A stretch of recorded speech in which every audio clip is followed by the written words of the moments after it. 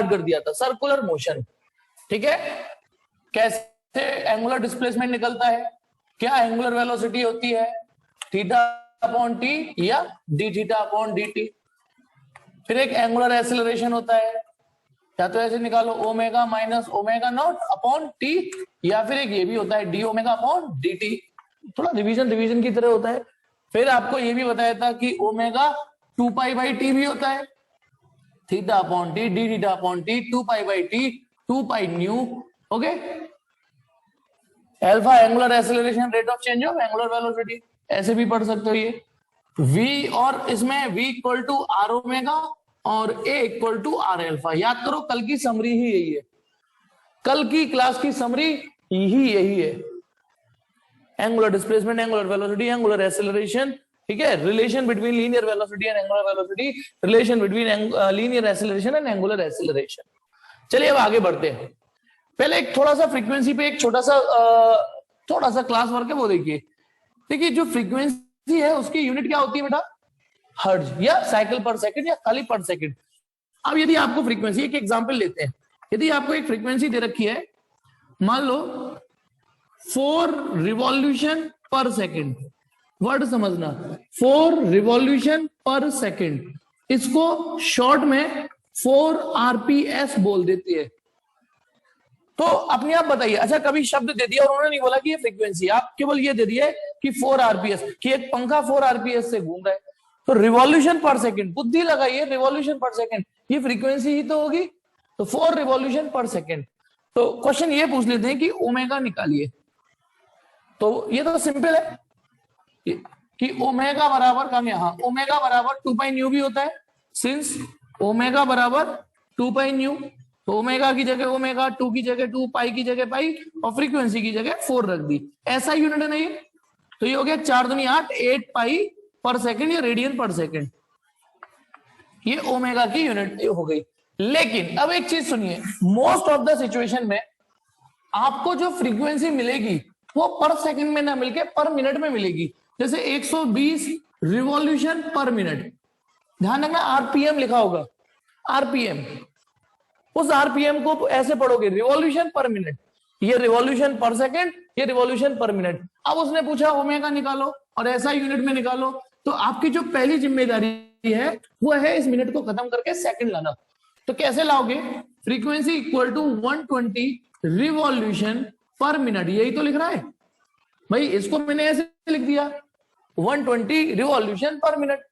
तो इसको सबसे पहले 120 रिवॉल्यूशन मिनट, यानी 1 मिनट है, एक तो कितनी बार भी लिख लो, 1 मिनट तो 1 तो मल्टीप्लाई डिवाइड में कितनी बार भी लिख लो, फ्री में है ये तो 1 मिनट। तो अगले स्टेप में बताइए 120 रिवॉल्यूशन 1 मिनट में 60 सेकंड होते हैं, फिर ये कट जाएगा तो 2 रिवॉल्यूशन पर सेकंड। यानी यदि आपको आरपीएम में फ्रीक्वेंसी दे रखी होगी तो पहली जिम्मेदारी आपकी पर सेकंड में कन्वर्ट करने की होगी, उसके बाद आप यही लगा देना।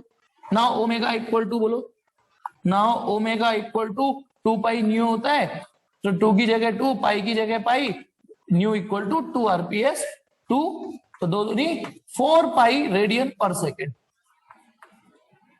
और क्योंकि ये काम आपका फ्रीक्वेंटली आता रहेगा, आरपीएम आरपीएम आरपीएम में क्वेश्चन ज्यादा होंगे, तो आप इसके लिए डायरेक्ट एक ट्रिक तो नहीं कहूंगा मैं, आपने इस स्टेप में क्या किया, आपने जब आपने फ्रीक्वेंसी से ओमेगा में बदला, आपसे फ्रीक्वेंसी दे रखी थी और ओमेगा पूछा था, फ्रीक्वेंसी दे रखी थी ओमेगा पूछा था, तो आपने पहले तो 60 का डिवाइड किया और फिर 2 पाई का मल्टीप्लाई किया। तो सुनिए, यदि ओमेगा बराबर 2 pi upon 60 new in RPM, समझना, समझ सको समझ लेना, नहीं तो ये तो है ही।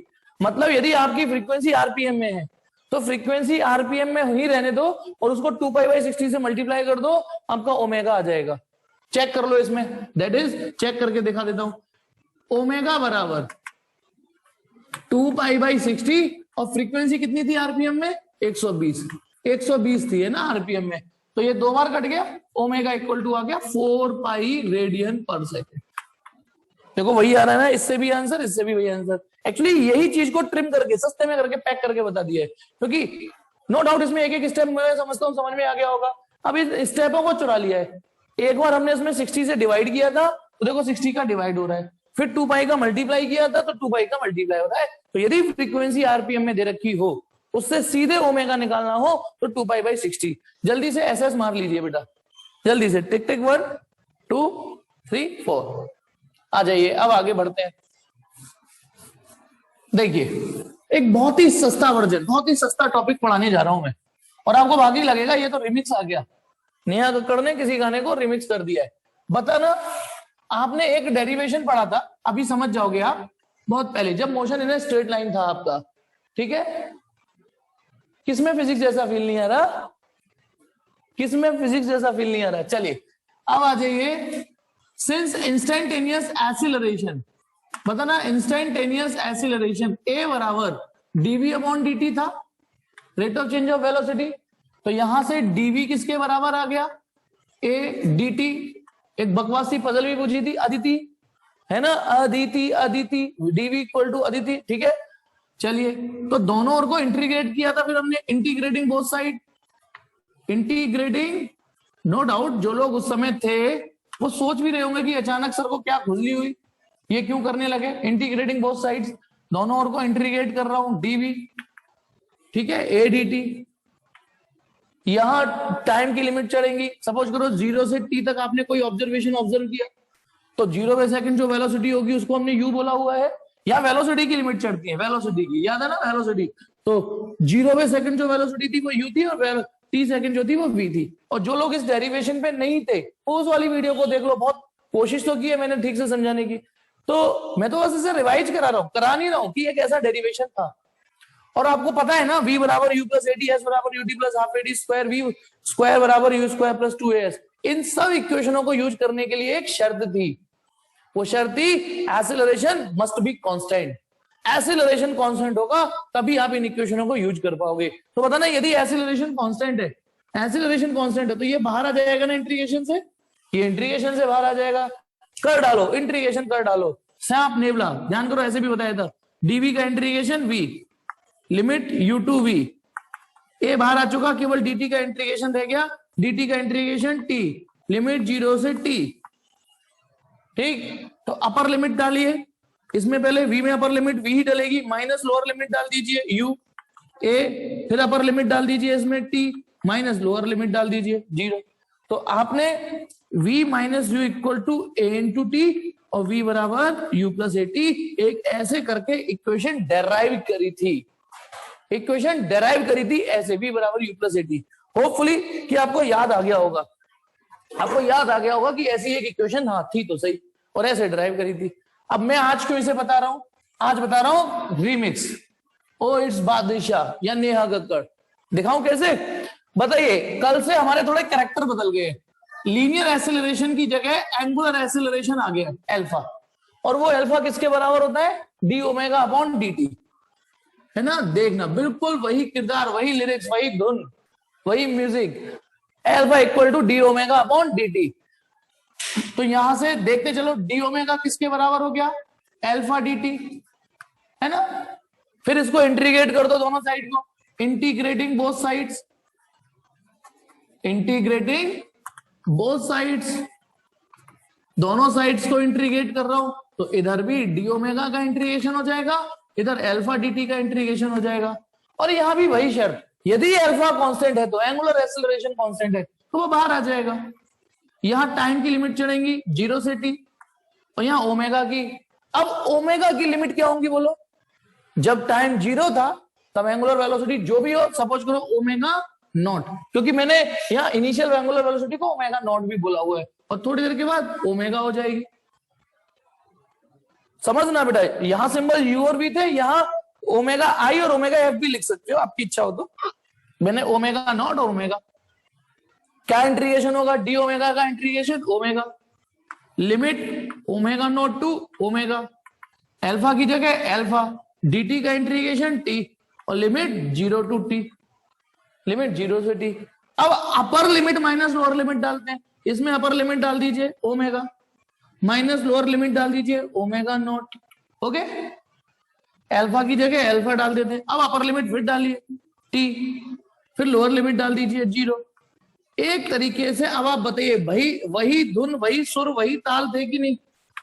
सिर्फ कैरेक्टर बदल गए, सिर्फ कैरेक्टर बदल गए, आप देख लीजिए बस, शकल बदल गई है। Final velocity, final angular velocity, initial velocity, initial angular velocity, linear acceleration, angular acceleration. तो अब मैं आपको क्या बताने जा रहा हूं, सुन लीजिए। इसी लिस्ट में एक ये, एक ये, एक ये फॉर्मूला थे ही, एक चीज और, जैसे v बराबर u प्लस एटी एक फॉर्मूला था, सिमिलरली इसके इक्विवेलेंट, ठीक है, इसका इक्विवेलेंट जो और एक और था, s बराबर ut plus half a t square, एक फॉर्मूला था v square equal to u square plus 2as। तो बताइए, ये फॉर्मूले की शकल तो मैंने पूरे डेरिवेशन के थ्रू दिखा दी ना। अब अपने आप बुद्धि लगाइए कि जब इस गाने का रिमिक्स बनेगा तो अब कौन सा किरदार आएगा। तो बताइए, एस माने लीनियर डिस्प्लेसमेंट, लीनियर डिस्प्लेसमेंट का रोल यहां एंगुलर डिस्प्लेसमेंट करता है, लीनियर डिस्प्लेसमेंट का रोल यहां एंगुलर डिस्प्लेसमेंट करता है। इक्वल टू यू माने इनिशियल वेलोसिटी, तो omega naught T plus half A का रोल कौन प्ले कर रहा है, अल्फा, टी का रोल टी प्ले कर रहा है। देखा, एक नई रिमिक्स इक्वेशन बन गई। अब ये मैंने आपको होमवर्क में दिया है, जैसे ये डराइव करी थी वैसे ही ये डराइव हो जाएगी, इसलिए मैंने पहले सबूत एविडेंस दिए हैं, पहले आप पे थोपा नहीं, पहले खुद करके दिखाया है कि देखा सेम टू सेम वही म्यूजिक, वही सुर, वही ताल है ना, केवल किरदार बदल गए, कैरेक्टर, पुरानी डॉन नई डॉन, है ना ये चीज। अब बताइए, इस इक्वेशन का जो नया वर्जन आएगा वो क्या आएगा, इस इक्वेशन का v की जगह आएगा ओमेगा स्क्वायर इक्वल यू की जगह ओमेगा नॉट का स्क्वायर प्लस 2 अल्फा थीटा। ये तीन इक्वेशन यहां भी होती है, यहां भी होती है, ठीक है ना। और जो एसेंट वाली है वो भी क्रिएट कर सकते हो आप, पर उसका इतना यूज होगा नहीं।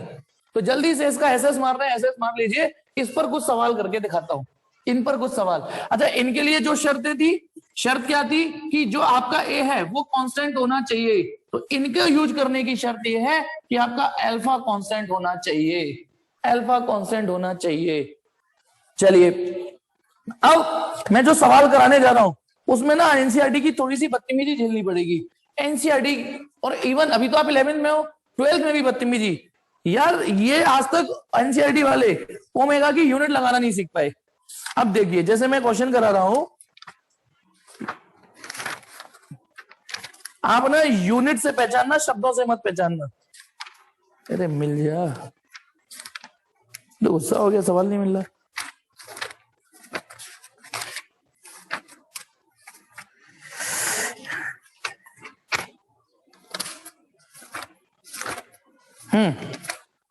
देखिए, पेज नंबर 168, पेज नंबर 168। फिलहाल इन्हें तो सब मिटा देता हूं मैं, ये सब काम की इक्वेशन है। इसके बदले ये तो आपको अभी की अभी याद हो गई होंगी, लेकिन प्लीज बेटा इसे भी उतनी इज्जत देना, उतनी ही इज्जत देना इसको। फिलहाल मैं इन सबको मिटाने जा रहा हूं, ठीक है। v equal to are omega, oh it's Badshah, ऐसे याद करते चलो कोई भी। अब आपको पेज नंबर 168 पर एक क्वेश्चन है, पेज 168। कहां पे जंप करा दिया मैंने आपको अचानक से, है ना। एग्जाम्पल 7.14। अब बेटा सब टीचर का अपना अपना तरीका होता है, यदि टीचर की नीयत साफ है उसे तो टॉपिक कराने है ना।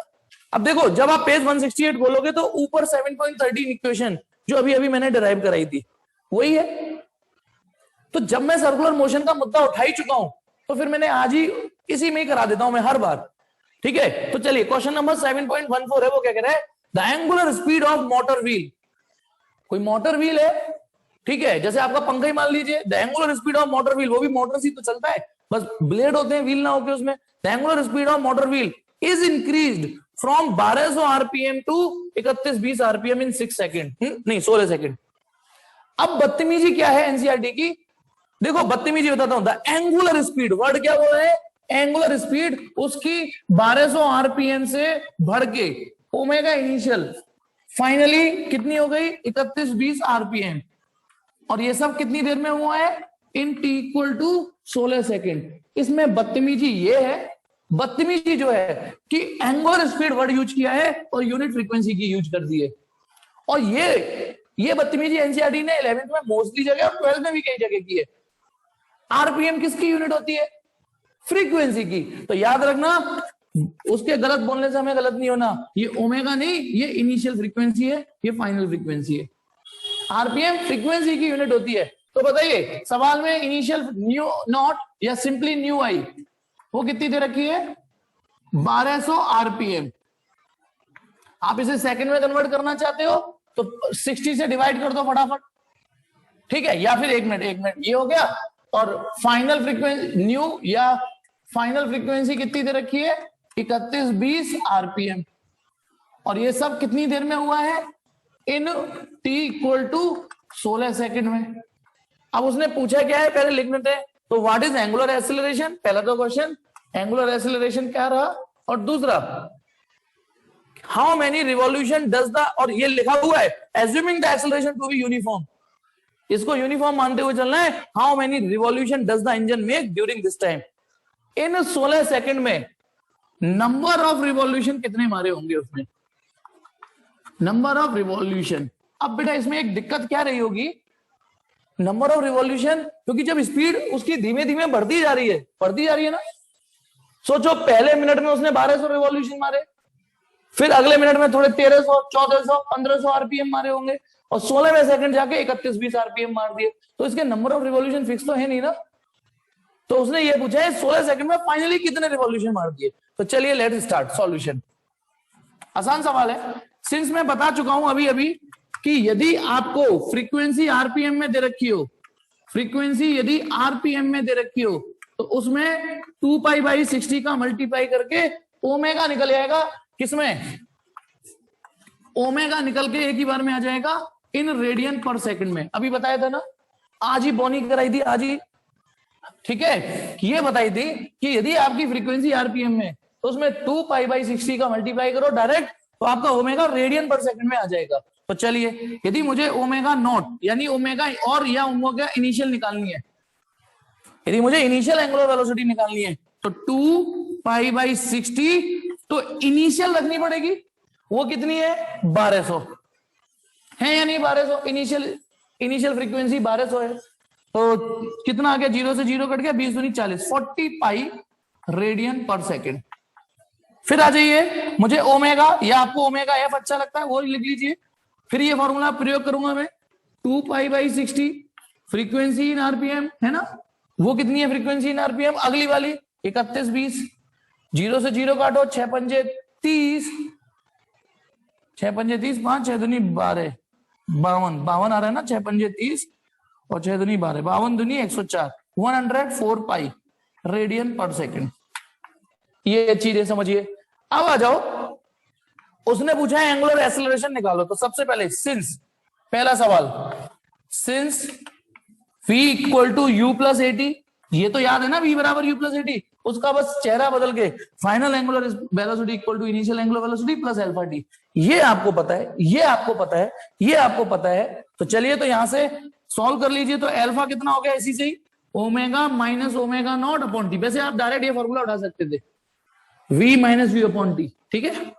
तो बताइए ओमेगा है कितना? 104 pi, 104 pi, minus omega naught कितना है?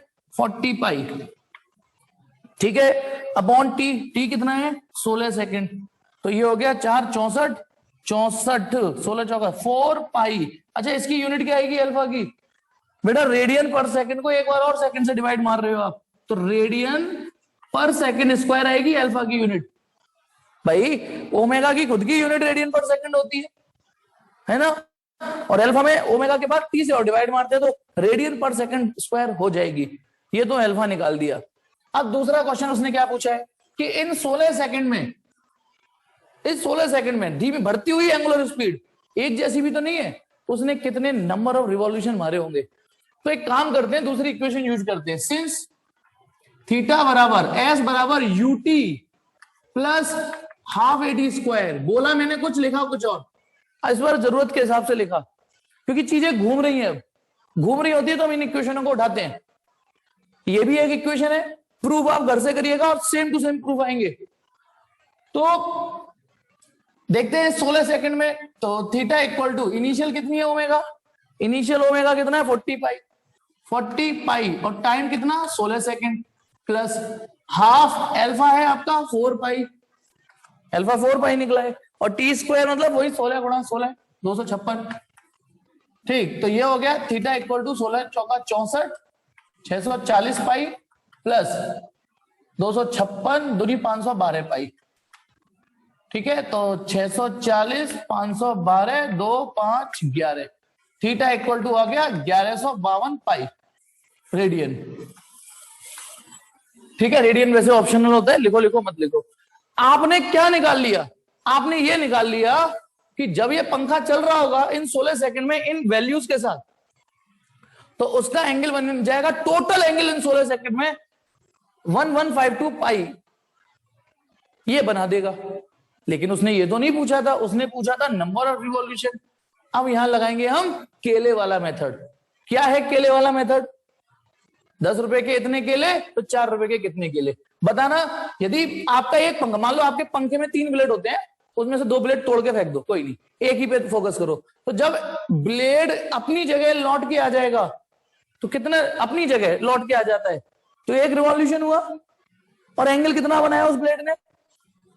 2 पाई 360। ठीक है, आदत डालो थोड़ा धीमे, 360 डिग्री होता है, लेकिन 2 पाई रेडियन भी होता है। तो फिर से सुनो, यदि कोई व्हील एक रिवॉल्यूशन पूरा मारेगा तो उसका 2 पाई रेडियन। तो अब केले वाले मेथड का इस्तेमाल देखना। Since when theta equal to 2 pi radian, जब 2 पाई रेडियन होता है, देन नंबर ऑफ रिवॉल्यूशन कितने होंगे बोलो? Then number of revolution equal to 1। बोलो होगा कि नहीं? जब 360 डिग्री बना देता है कोई, तो एक रिवॉल्यूशन होता है। अब कितने लोगों को सेंसेस आगे की अब कर लेंगे? ठीक है, व्हेन थीटा इक्वल टू 2 पाई, तो एक रिवॉल्यूशन होगा, the number of revolution is 1। Therefore केले वाले मेथड, यूनिटरी मेथड में जब थीटा 1 होगा तो नंबर ऑफ रिवॉल्यूशन कितने होंगे? 1/2 पाई। तो हमारे पास कितना थीटा है इस समय? 1152 पाई। और यदि इतना थीटा हमारा होगा, then number of revolution equal to 1152 pi upon 2 pi. Pi से पाई कट गया, 2 पंचे 10, 2 सत्ते 14, फिर एक बचेगा, 2 6 12। इतने नंबर ऑफ रिवॉल्यूशन हो जाएंगे। इसका एसएस मारिए बेटा, जल्दी से स्क्रीनशॉट लीजिए।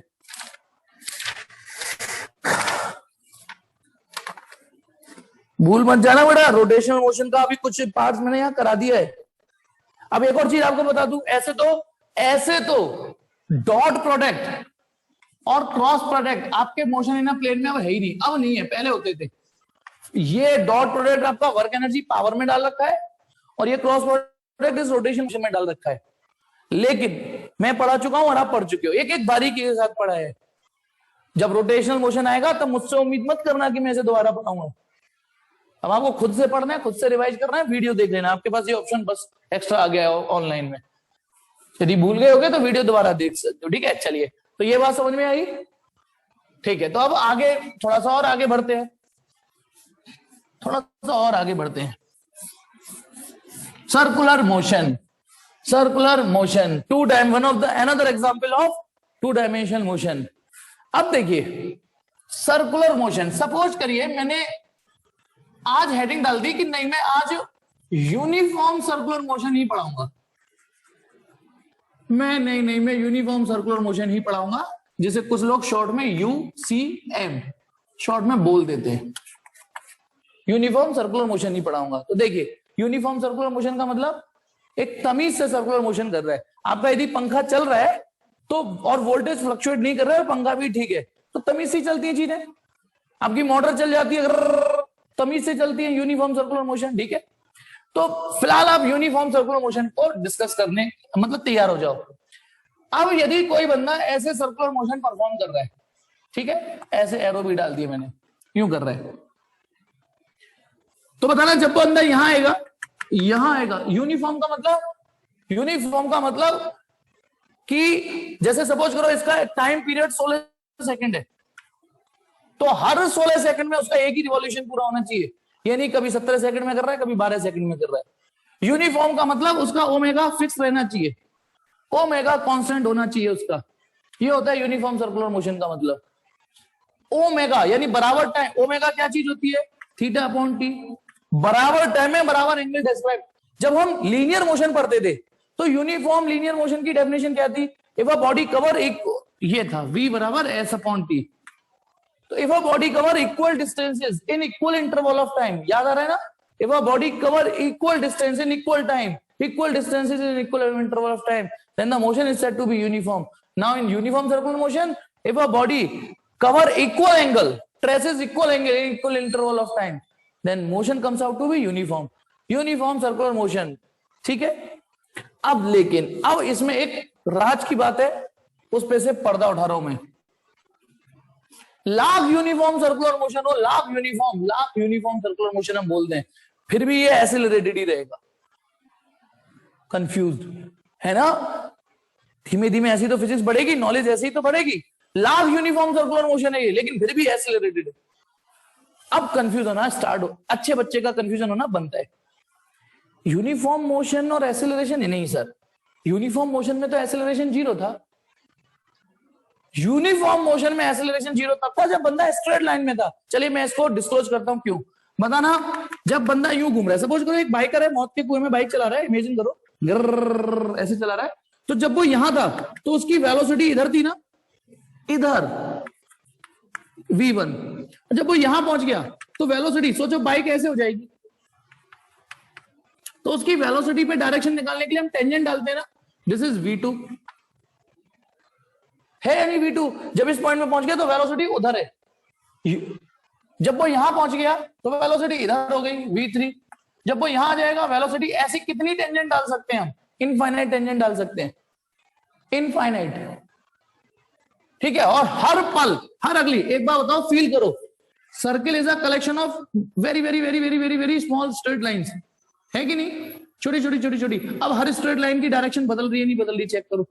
हर स्ट्रेट लाइन धीमे धीमे अपनी डायरेक्शन बदल रहा है नहीं बदल रहा, तो इसका मतलब यूनिफॉर्म मोशन में डायरेक्शन तो बार बार बदलेगी। अब मुझे बताओ, देखिए अब ये यूनिफॉर्म, इन यूनिफॉर्म सर्कुलर, इन यूसीएम, ऑल्दो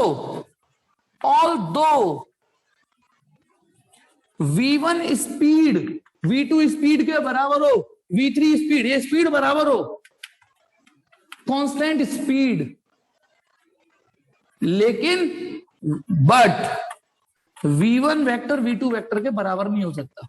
बताओ वेक्टर में क्यों नहीं बराबर हो सकता? क्योंकि इक्वल वेक्टर यदि मैंने ये लिख दिया तो ये तो इक्वल वेक्टर हो जाएंगे, और इक्वल वेक्टर तो वो होते हैं ना जिनका मैग्नीट्यूड भी सेम हो और डायरेक्शन भी सेम हो। तो अब देख के होता ना, v1 v2 का मैग्नीट्यूड सेम है, चलो हाँ है सेम, लेकिन डायरेक्शन तो सेम नहीं है ना, डायरेक्शन तो चेंजिंग हो रही है कंटिन्यूअसली। तो v1 vector is not equal to v2 vector, v2 vector v3 vector के बराबर नहीं है, नहीं है। तो बताइए ये क्या चीज है? वेरिएबल वेलोसिटी है या नहीं, बोलो। स्पीड वाली कांस्टेंट थी, स्पीड वाली कांस्टेंट, या देखो कांस्टेंट वर्ड का एक और नाम होता है कांस्टेंट बोलो या यूनिफॉर्म बोलो, यूनिफॉर्म स्पीड थी। तो स्पीड के लिहाज से वो यूनिफॉर्म रह सकता है, लेकिन जब हमने इसमें डायरेक्शन भी इंक्लूड कर ली तो क्योंकि वो सर्कुलर मोशन है तो पल पल पल पल हर पल डायरेक्शन तो बदलेगी। वो कहां से रोक लोगे तुम? केवल एक स्ट्रेट लाइन मोशन ही एक ऐसा मोशन है जिसमें आप डायरेक्शन भी कांस्टेंट रख सकते हो, ना ही प्रोजेक्टाइल मोशन ना ही सर्कुलर मोशन डायरेक्शन नहीं फिक्स की जा सकती। तो बताना, स्पीड कांस्टेंट है, यूनिफॉर्म है, पर वेलोसिटी देखो कांस्टेंट का उल्टा क्या होता है? वेरिएबल, और यूनिफॉर्म का उल्टा क्या होता है? Non uniform. तो नॉन यूनिफॉर्म वेलोसिटी, एग्री करते हो या नहीं करते हो इस बात से? बोलो, इस बात से एग्री करते हो कि वेलोसिटी चेंज हो रही है? वेलोसिटी चेंज हो रही है, हो रही है वेलोसिटी चेंज, यानी लाख यूनिफॉर्म सर्कुलर मोशन हो, लाख खूब, तो वो जो यूनिफॉर्म वर्ड है ना, वो स्पीड या एंगुलर स्पीड के लिए आता है। इसकी एंगुलर स्पीड भी कांस्टेंट है, दोनों चीजें है ना। तो सुनो, ये जो यूनिफॉर्म वर्ड है वो किसके लिए है? किसके लिए है? कि बंदे की स्पीड या एंगुलर स्पीड फिक्स रहेगी। इवन आगे बढ़ोगे एंगुलर वेलोसिटी भी फिक्स रहेगी। एंगुलर वेलोसिटी, बस एंगुलर वेलोसिटी में डायरेक्शन और आ जाती है। और ये मैं कल की क्लास में बोल चुका हूं, अभी डायरेक्शन का मुद्दा मैं नहीं उठा रहा, रोटेशन मोशन में उठाऊंगा। जिस गली नहीं जाना उसका रास्ता क्यों पूछना फिर? तो अब आप बताइए, इस बात से एग्री कर जाइए, मैं इतने में भी समझा दूंगा, हाँ यार वेलोसिटी चेंज तो हो रही है, v1 v2। अच्छा बताइए एक्सेलरेशन का फॉर्मूला क्या होता है? v2 minus v1 upon t होता है। तो जब आप v2 में से v1 घटाओगे ये सीरियसली जीरो नहीं आएगा। वेक्टर सब्ट्रैक्शन है ये, ऑर्डिनरी सब्ट्रैक्शन नहीं है ये। 10 में से 10 जाओगे, मान लो ये भी 10 है ये भी 10 है, हाँ है, लेकिन डायरेक्शन तो अलग है, और 10 में से 10 जाएंगे जीरो नहीं आएगा वेक्टर सब्ट्रैक्शन में। तो ये बात अब आप दिमाग में घुसा लीजिए कि जब लाग यूनिफॉर्म सर्कुलर मोशन हो, लाग यूनिफॉर्म सर्कुलर मोशन हो, लेकिन यूनिफॉर्म सर्कुलर मोशन के बावजूद भी क्योंकि सिस्टम अपनी बार बार डायरेक्शन बदल रहा है इसलिए वेलोसिटी चेंज हो रही है। Velocity is continuously changing. Since velocity is changing then it means acceleration is present. और क्योंकि आप बड़े हो गए हो, छोटे बच्चे नहीं हो, एक्सेलरेशन का काम होता है वेलोसिटी को चेंज करना। और वेलोसिटी सिर्फ मैग्नीट्यूड चेंज करके चेंज नहीं होती, डायरेक्शन भी चेंज होकर वेलोसिटी चेंज हो जाती है, ध्यान रखना। डायरेक्शन चेंज से भी वेलोसिटी को चेंज माना जाता है। एक्सीलरेशन वेक्टर, मैंने कहा ना वेक्टर क्वांटिटी कौन होती है, कौन होती है वेक्टर? जिसमें मैग्नीट्यूड का भी वही प्रभाव हो और डायरेक्शन का भी प्रभाव हो, कोई कम नहीं पड़ने वाला हो। तो होपफुली कि आपको ये तो समझ में आ गया कि डायरेक्शन चेंज हो रही है, डायरेक्शन चेंज हो रही है, तो एक्सेलरेशन तो है। तो सर्कुलर मोशन में, even in uniform circular motion में भी एक एक्सेलरेशन प्रेजेंट होता है, और वही एक्सेलरेशन सिस्टम की उस बंदे की बार बार हर पल डायरेक्शन चेंज करता है। देखिए बेटा, एक ऐसे समझाने की कोशिश करता हूं, एक बंदा यूं चल रहा है, ठीक है, अच्छा खासा सीधा चल रहा है, उसको मैंने ऐसे करके अचानक से ट्रिगर मतलब एक एक्सेलरेशन लगा दिया, ऊपर की ओर फोर्स लगा दी। हालांकि फोर्स वर्ड मुझे यूज नहीं करना चाहिए क्योंकि अभी लॉज ऑफ मोशन नहीं स्टार्ट हुआ, लेकिन इतना जान लो फोर्स होता है तब एक्सेलरेशन आता है। The cause of acceleration is force. Acceleration कोई आसमान से नहीं टपकता, कोई बंदा फोर्स लगाएगा तब एक्सेलरेशन होता है। तो मान लो किसी ने यूं फोर्स लगाई तो इसकी अपनी डायरेक्शन चेंज हो जाएगी, मानते हो ना? ऐसे करके फोर्स लगाएगा तो उसकी डायरेक्शन केवल एक छोटे से सेकंड के लिए एक जर्क मारा उसको, वो अच्छा खासा जा रहा था, डायरेक्शन चेंज हो गई, फिर चुपचाप चल रहा है, अचानक फिर आपने यहां पे इस पॉइंट पे डायरेक्शन मतलब फोर्स लगा दी ऐसे करके, मान लो इस पे फोर्स लगाई ऐसे करके, ऐसे करके, तो वो ऐसे चेंज हो गई डायरेक्शन। फिर इस पे फोर्स लगाई फिर डायरेक्शन चेंज हो गई, फिर ऐसे चलने लगा, फिर फोर्स लगाई ऐसे हो गया, फिर फोर्स लगाई ऐसे। कुछ समझ रहे हो इस ट्रैक को? सीधा चल रहा था, फोर्स लगाई ऐसे हो गया, फोर्स लगाई ऐसे हो गया, एक्सीलरेशन लगाया ऐसे ऐसे ऐसे। अब यदि मैं कहूं कि नहीं मैंने इतनी देर का टाइम नहीं दूंगा फोर्स लगाने के लिए, मैंने इस वाले में क्या किया, पहले चुपचाप चलता रहा और अचानक से फोर्स लगा दी। मान लो यहां से यहां तक का टाइम 10 सेकंड है, 10 सेकंड के बाद फोर्स लगाई, फिर 10 सेकंड के बाद फोर्स लगाई, फिर 10वें सेकंड फोर्स लगाई, फिर 10वें सेकंड। मैं ये कहूं नहीं मैं हर 5-5 सेकंड में फोर्स लगाऊंगा, तो देखना देखना बंदा यूं चलेगा और 5वें सेकंड में जब फोर्स लगेगी तो यूं हो जाएगा, फिर 5वें सेकंड लगेगी, हर 5वें सेकंड। कुछ समझ पा रहे हो? देखते जाना। फिर मैं कहूं 5वां सेकंड नहीं मिलेगा, हर 2.5 सेकंड में, तो धीमे धीमे धीमे ये कहानी ऐसे हो जाएगी। तो ये फोर्स या एक्सेलरेशन का कमाल होता है जिसकी वजह से वो कंटिन्यूअसली डायरेक्ट, बताना थप्पड़ लगा तभी तो डायरेक्शन चेंज करी, बिना थप्पड़ के डायरेक्शन नहीं चेंज हो सकती थी ना। फिर थप्पड़ जल्दी जल्दी लगा रहा हूं, पहले लगाया ऐसे इस वाले में थप्पड़ थप्पड़, इसमें कैसे लगाया थप्पड़ थप्पड़, इसमें थप्पड़ वही जो मिंटोस वो खाते हैं ना, कौन सी वाला ऐड आता था वो, एप्पल लीवे का आता था शायद कुछ, उसमें सेंटर फ्रूट है ना वो वाला। तो यदि फोर्स लग रही है तो वो कंटिन्यूअसली डायरेक्शन चेंज कर लेगा। तो इसका मतलब सर्कुलर मोशन में एक एक्सेलरेशन प्रेजेंट होता है बावजूद उसके कि खूब यूनिफॉर्म चिल्लाते रहो। तो वो एक्सेलरेशन जो इसमें डायरेक्शन चेंज कर रहा है ना, डायरेक्शन चेंज कर रहा है, जो सर्कुलर मोशन जिसकी वजह से संभव है, अच्छा ठीक है, उसको बोलते हैं सेंट्रीपिटल एक्सेलरेशन, क्योंकि वो सेंटर की ओर होता है। अब सुनिए, अब आपको मैंने अभी टुकड़ों में फिगर बताया था ना, एक बार टुकड़ों में फिगर बताया था कि जब वो यूं जा रहा है तो एक फोर्स ऐसे लगाओ तो वो ऐसे हो जाएगा, फिर फोर्स ऐसे लगाओ तो वो ऐसे हो जाएगा, फोर्स ऐसे लगाओ। अब इस फोर्स को देखिए किधर की ओर है। यदि मैं कंटिन्यूसली लगाने लग जाऊं, ऐसे करके फोर्स लगाऊं, तो ये फोर्स सेंटर की ओर है या नहीं?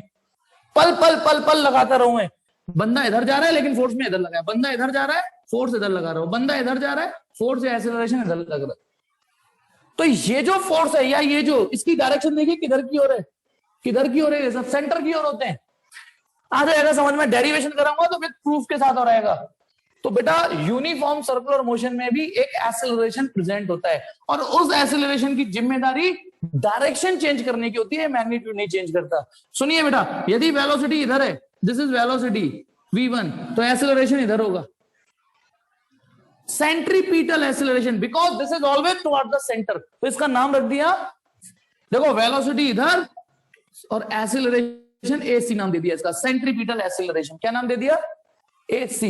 A माने एक्सेलरेशन, C माने सेंट्रीपिटल। फिर ये बंदा इधर आ जाएगा तो वेलोसिटी इधर होगी लेकिन एक्सेलरेशन सेंटर की ओर होगा। ये ने भी कसम खा रखी है मैं सेंटर की ओर होऊंगा, ठीक है। फिर पार्टिकल इधर आएगा, वेलोसिटी उसकी इधर हो गई लेकिन एक्सेलरेशन इधर होगा। ये यही एक्सेलरेशन है जो डायरेक्शन चेंज कर रहा है, और ये टेंजेंशियली होती है, ये रेडियली होती है। ये टेंजेंशियली फिर रेडियली, रेडियली का मतलब रेडियस की ओर, रेडियस की, तो आपस में एंगल कितना होगा? ये 90। ये टेंजेंशियली होगी वेलोसिटी और एक्सेलरेशन रेडियली होगा 90।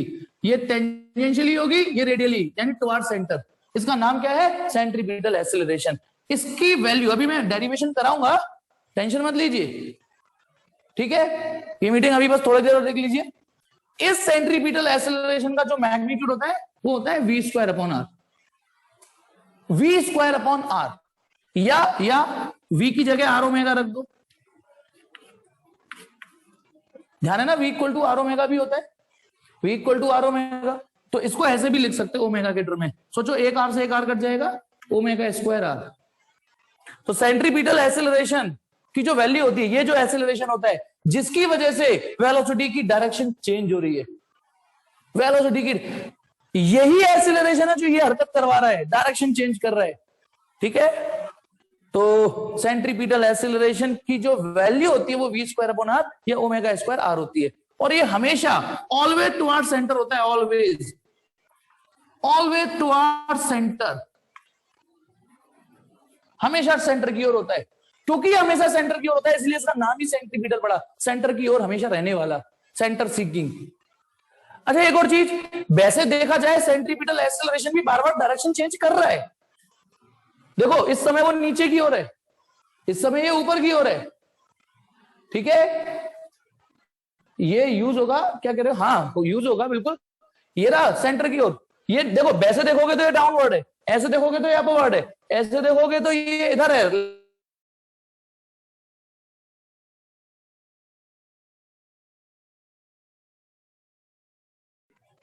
आपके दिमाग में क्वेश्चन आ रहा होगा कि ये क्या आकाशवाणी हुई थी कि सेंट्रीपिटल एक्सेलरेशन इतना होता है?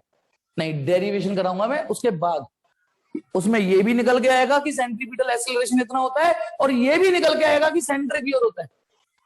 लेकिन मैं अभी आपको बस इतना बता रहा हूं, होता है ना। ये फील आने लगा कि नहीं यार, जब वेलोसिटी चेंज हो रही है तो एक्सेलरेशन तो होगा ही होगा। यही वो एक्सेलरेशन है जो डायरेक्शन चेंज करा रहा है। और अगेन थोड़ा सा, वैसे तो आपके एकेडमी में नहीं है लेकिन बता देता हूं, सोचो यदि ये नॉन यूनिफॉर्म सर्कुलर मोशन होता, नॉन यूनिफॉर्म सर्कुलर मोशन होता, नॉन यूनिफॉर्म, अब बद्दी लगाओ, नॉन यूनिफॉर्म में क्या होता?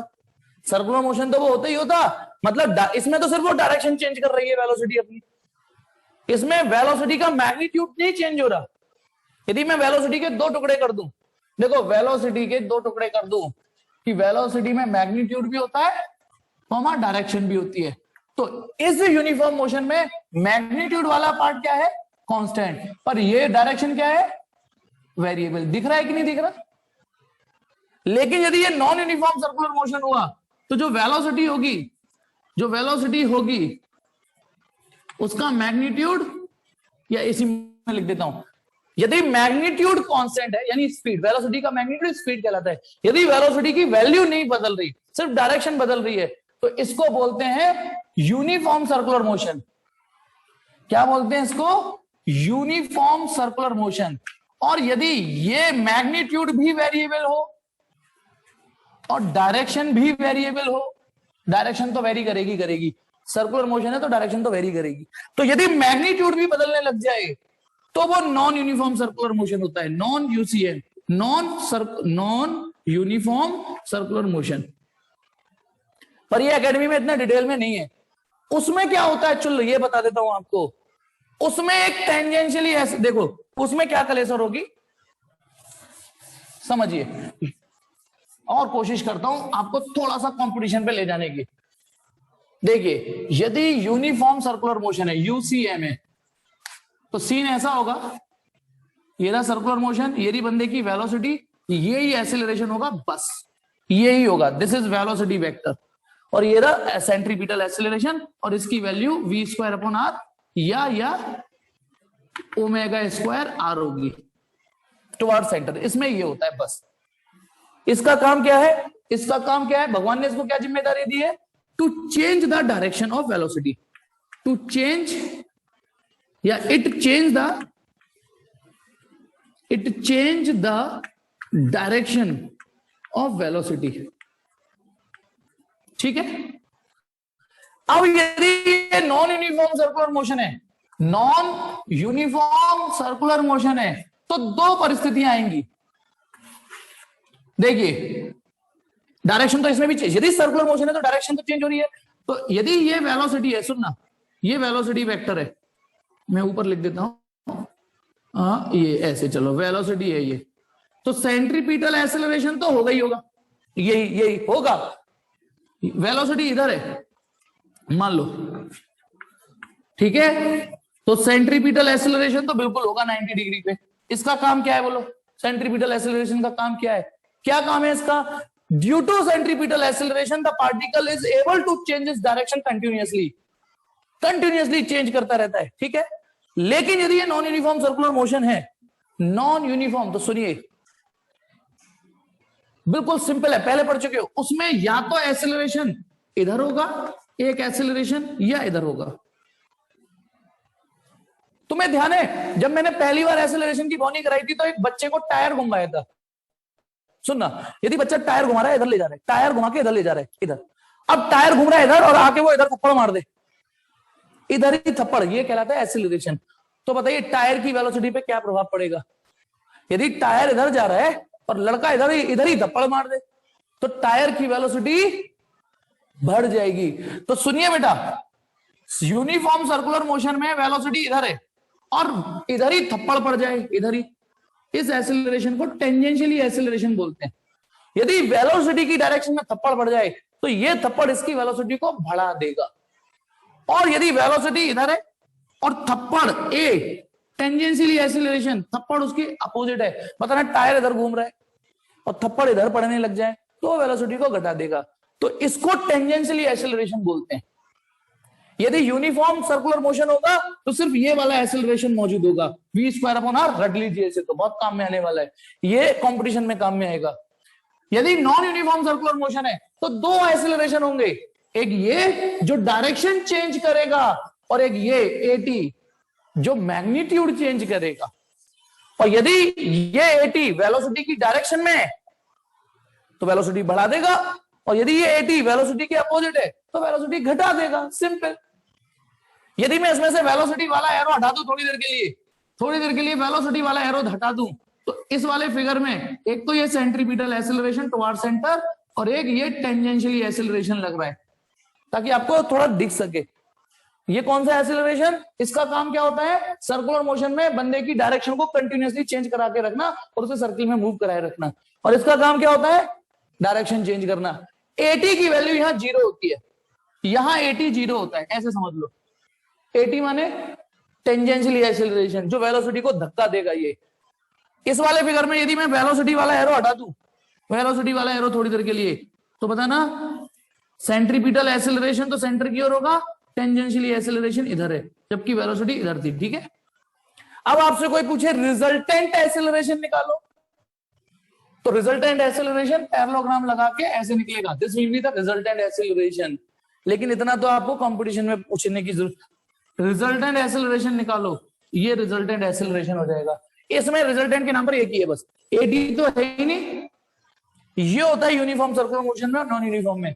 इसमें क्या होता है, फिर से सुनो, velocity equal to magnitude comma direction, ये चेंज होती है, ये वेरिएबल है, और ये क्या है, कांस्टेंट। लेकिन इसमें वेलोसिटी के साथ क्या होता है बोलो, वेलोसिटी में मैग्नीट्यूड भी होता है और डायरेक्शन भी होती है।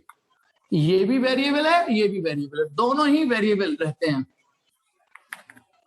बहुत सिंपल है, सोचो तो बहुत सिंपल है।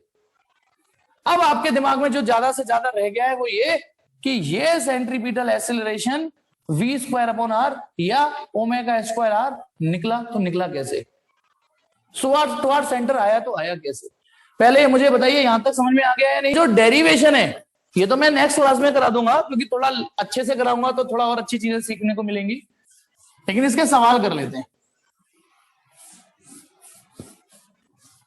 इसके सवाल कर लेते हैं। एनसीईआरटी में वापस वही पेज खोलते हैं, जैसे क्वेश्चन पेज नंबर 87 खोलेंगे तो क्वेश्चन नंबर 17 और 18 है। क्वेश्चन नंबर 17 पेज 87 पर, क्वेश्चन नंबर 17 क्या कह रहे हैं वो कि एक स्टोन है tied to the end of a string 80 centimetre long is viral in a horizontal circle with a constant speed. If the stone makes 14 revolution in 25 seconds, what is the magnitude and direction of the acceleration of the stone? देखिए एक बंदा, जैसे एक रस्सी होती है छोटी सी, उसमें कोई कंकड़ी बांध के ऐसे घुमा रहा है, ऐसे हॉरिजॉन्टल, जैसे ये लड़का है और ये रस्सी ऐसे घुमा रहा है, यहां पत्थर बन रहा है, ठीक है। ये फील आ पा रहा है या नहीं, देखो हॉरिजॉन्टल सर्किल है मेरे पास कुछ, ठीक है कोई नहीं, ऐसे ऐसे यदि रस्सी पकड़ ली और ऐसे घुमा रहा हूं तो ये हॉरिजॉन्टल सर्किल, और ऐसे घुमाऊंगा सोचो तो वर्टिकल सर्किल हो जाता है। अब ये घुमा रहा है, इसकी लेंथ 80 सेंटीमीटर है रस्सी की, तो बुद्धि लगाइए जो रस्सी की लेंथ है वो रेडियस का काम कर जाएगी, वो रेडियस का काम कर जाएगी। फिर एक चीज और दे रखी है उसने कि if a stone makes 14 revolution in 25 second, in 25 second, तो उसने ये बोला है what is the magnitude and direction of the acceleration of the stone, what is the magnitude and direction of the acceleration of the stone। तो देखिए stone पर इधर एक सेंट्रीपिटल एक्सेलरेशन लग रहा होगा और यूनिफॉर्म घुमा रहा है, ध्यान रखना, तो केवल सेंट्रीपिटल एक्सेलरेशन होगा या नहीं होगा। सर्किल में घूमने वाले पर सेंट्रीपिटल एक्सेलरेशन होता है। अब आपके पास दो चॉइस है, सेंट्रीपिटल एक्सेलरेशन या तो इस फॉर्मूले से निकाल लो या इस फॉर्मूले से निकाल लो, दोनों एक ही बात है। मुझे इस समय ये सूट करता हुआ दिख रहा है, क्यों सूट कर रहा है, क्योंकि इसको मैं लिख दूंगा 2 पाई न्यू उसका स्क्वायर इंटू आर। फ्रीक्वेंसी यहां से डिजाइन कर लेता हूं, देखो कैसे,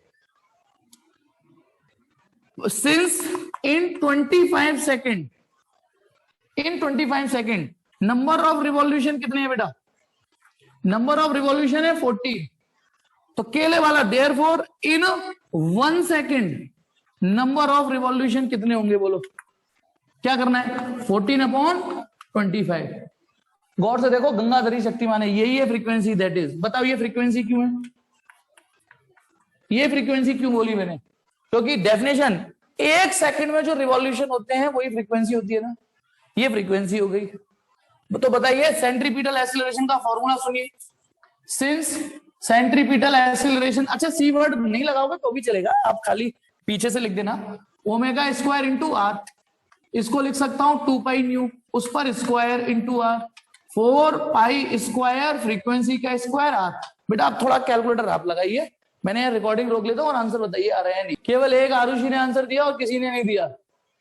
9.9 मीटर पर सेकंड स्क्वायर, डायरेक्शन किधर आएगी, डायरेक्शन इसकी हमेशा सेंटर की ओर होगी, पत्थर यहां पर है तो सेंट्रीपिटल एक्सीलरेशन इधर होगा, पत्थर घुमा के यहां आ गया तो भी सेंटर की ओर होगी, ऑलवेज टुवर्ड्स सेंटर। हाँ इसका आंसर कितनी जल्दी चिपकाया कई लोगों ने, टुवर्ड्स सेंटर। चलिए इससे अगला क्वेश्चन करिए, चिपकाइए, मैं ही करा देता हूं, ठीक है, एसएस मार लीजिए इसका। अगला क्वेश्चन 4.18 लास्ट सवाल, ठीक है 4.18 इसे मिटाता हूं बस आपके लिए, बस कल के लिए रह जाएगा कि ये फॉर्मूला कहां से आया।